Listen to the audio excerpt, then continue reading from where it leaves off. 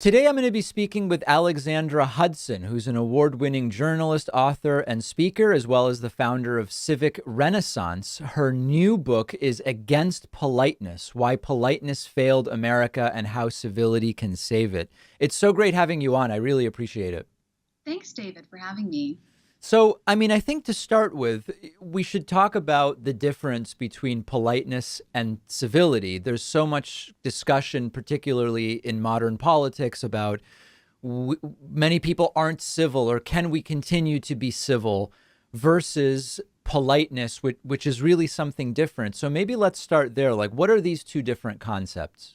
It's a good question. That's the core thesis of my forthcoming book, that there is this difference, but I think a lot of people today fail to recognize there's a difference. We use these two terms, civility and politeness, interchangeably, and that makes it difficult to think, okay, what do we want less of in society, and what do we want more of? Because people today, they either long for more civility, more politeness, they long for these days of gentility and chivalry, and think society is going to hell in a handbasket, or they want less of politeness. They think that they think it's civility is a tool of white supremacy, a tool of social oppression, a tool of social injustice. So I argue that by making this distinction, we can again have more clarity about what we're talking about, what we want. So I argue that politeness is a technique.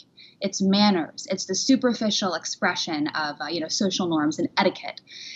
Civility, by contrast, is a disposition. It's a way of looking at others and the world and seeing other people as human beings, just like us, with equal moral worth, and with beings with dignity and worth, and worthy of respect. And the etymology of these two terms supports that distinction. The root word politeness is the Latin word polliere, which means to smooth or polish, and that's what politeness does. Again, it focuses on the external, whereas civility, that the Latin root is civitas or civis, which is city or citizen, and civility connotes the conduct befitting a member of the city, or a citizen, the duties of citizenship. So I think it's important to make this distinction, to know, what do we want more of, and what do we want less of in society. For many people, they might be thinking about these concepts in the context of conversations they have with, their uncle at Thanksgiving, or whatever the case may be.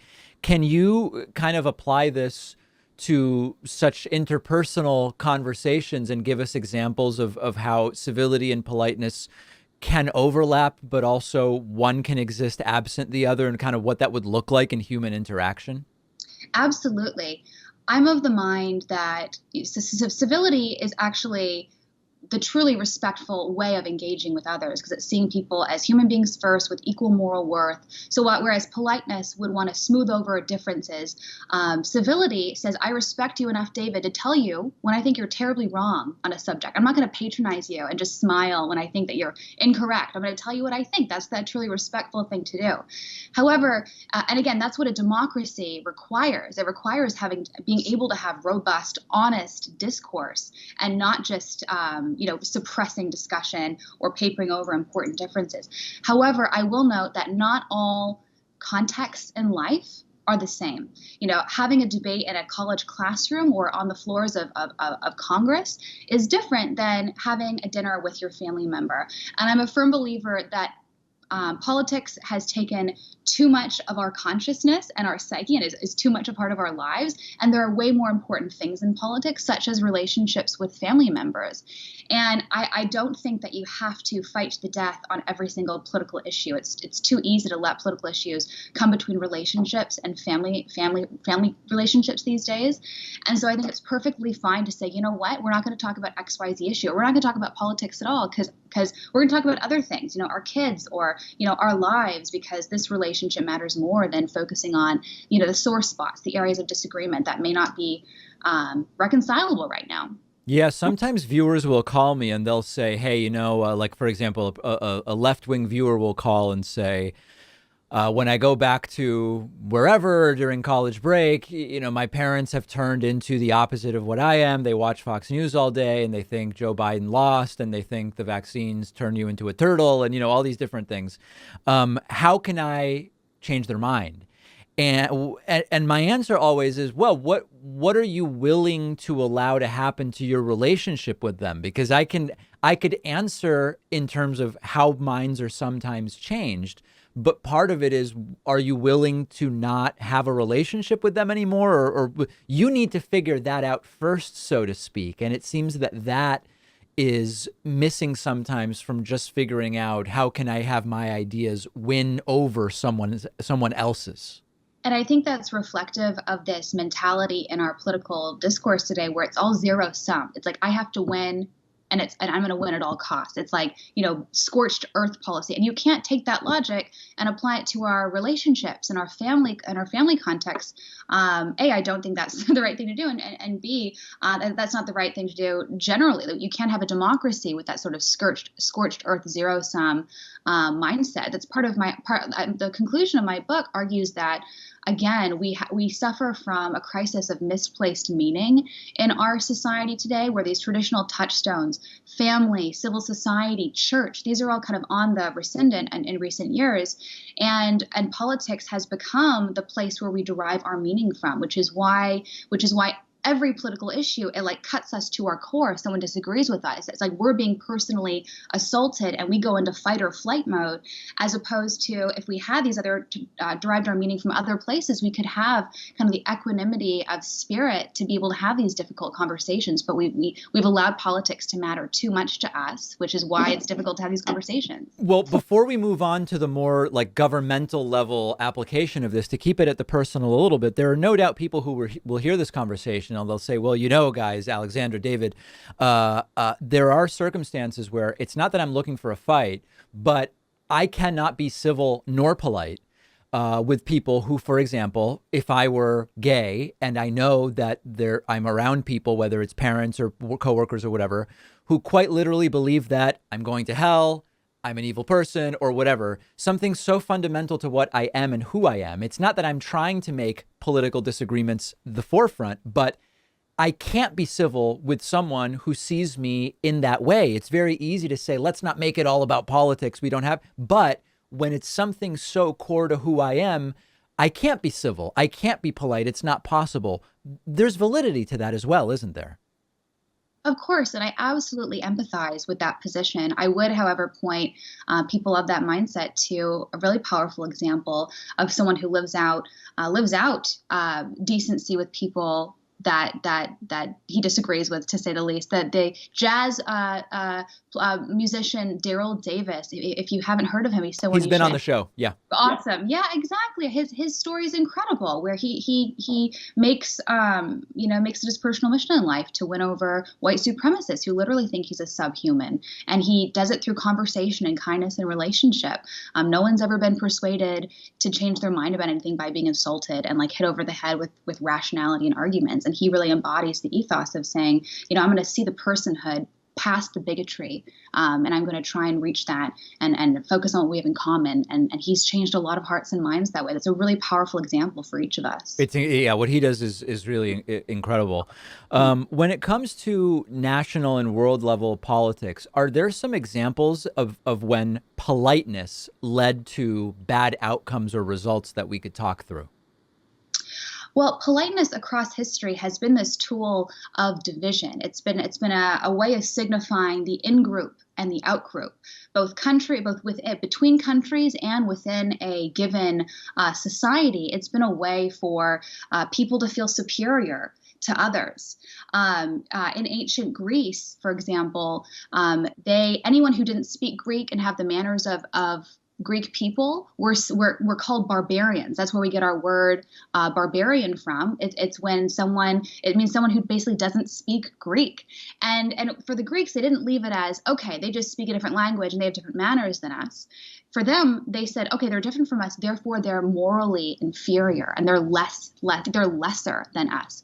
And that logic, that kind of thinking is not unique to the ancient Greeks. We see that all across culture, all across history, and even through to to today in the American Gilded Age, for example. There's a fabulous new HBO show called The Gilded Age that I'm loving right now every Monday night. And that's a great example of how manners and social norms and politeness was weaponized to keep the nouveau riche, the parvenus, the Rockefellers and the Carnegies. They were the nouveau riche. They're the names that we remember now, but they were the out group. They were the ones that the old money in society wanted to keep out. And so Emily Vanderbilt's big tome and on etiquette, and Emily Post's as well. Those are all etiquette books on handbooks for how to be a social elite that actually the middle class and immigrants who came to America started reading and saying, oh my gosh, this is what it means to be an American. And it helped them assimilate. It was kind of a shorthand for how to do this thing called life together. So what originally started as this project of exclusion ended up being a way to invite and welcome the newcomer into society. Yeah, that's interesting. I've heard from people who did not grow up necessarily with parents that were able to inform them of a lot of kind of social norms and etiquette stuff, talk about, I got into college and then the job fairs, and they realized at a certain point when they would get to either these group interviews or different things, it wasn't that they were less able or knowledgeable when it came to the subject matter, but they realized they didn't know all the social norms, even when things as simple as when everybody sits at a table to a meal and there's sort of like a pecking order in terms of like, were the people doing the hiring, were the people, they knew they were at a disadvantage specifically for those reasons.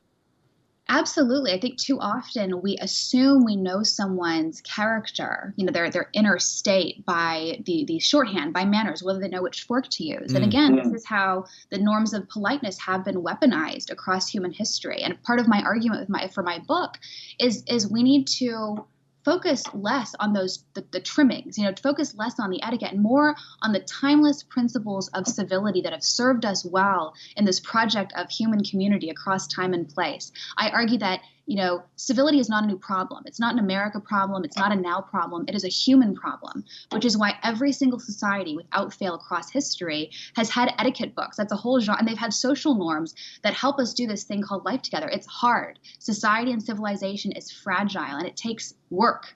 And if we're not all doing this together, we're not all part of this, thing called society together, it's going to fall apart. And we've seen we're watching, civilization fall apart in the Ukraine right now. War is very much a part of our world today, and we can't take that for granted. We have to remember the role that we each have in supporting this thing called a free society, this thing called a democracy, and this thing called human community. Hey, when it comes to someone like Donald Trump, the making fun of a disabled reporter and the saying Rosie O'Donnell, I don't remember, as a dog or as fat or whatever, all the coarse language and all that stuff. Did Trump change expectations of politeness or civility in politics? I think that's an interesting question. There is no doubt that he did coarsen our public discourse in a lot of ways. But his two things, I think the crassness of his language, the candor, I think a lot of people saw that as truth telling. That was people saw that as, okay, he's being honest and civil. People are sick of the politeness, the veneer, the political correctness. People are sick of being suppressed and the language policing that was going on. He cut through the hypocrisy of all that. And I think that appealed to a lot of people, which is kind of why I make the argument that we need to care less about the form, care less about the politeness, and more about civility, the honest truth telling that we need for democracy. So I think he tapped into a really important insight that people have been sensing and intuiting for a really long time.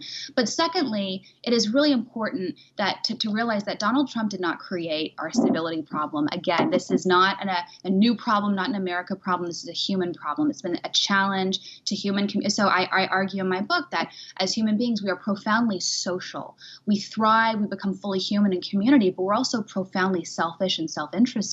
We aim to meet our needs before others. We're just biologically, morally driven that way. And those two things are always in tension. They always have been and always will be. So there's never going to be a permanent solution to the civility challenge in our world today, and there never has been. But what we can do is look to the wisdom of the past, look to how thoughtful people have have advised that we overcome this tension before it and help us live well together.